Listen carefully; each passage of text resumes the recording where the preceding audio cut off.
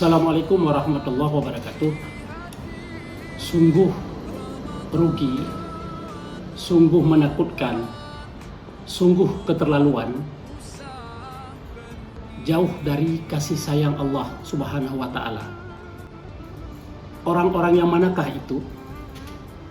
Liman adraka Ramadhana falam yukfar lahu, yaitu orang-orang yang sesudah diberi kesempatan sampai di bulan Ramadan, tapi mereka tak mampu menyiapkan dirinya untuk mendapatkan ampunan daripada Allah Subhanahu wa Ta'ala.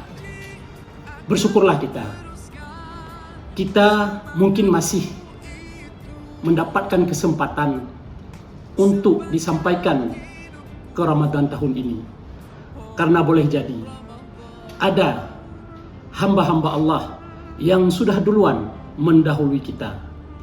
Kita masih sangat mengharapkan Ramadan berjumpa dengan kita, karena untuk memperbaiki keadaan diri kita sebelum kita kembali ke hadirat Allah Subhanahu wa Ta'ala.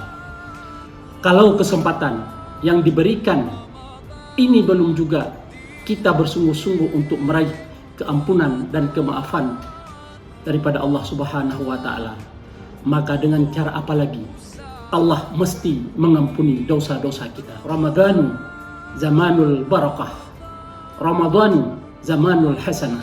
Selamat menjalankan ibadah puasa 1446 Hijriah.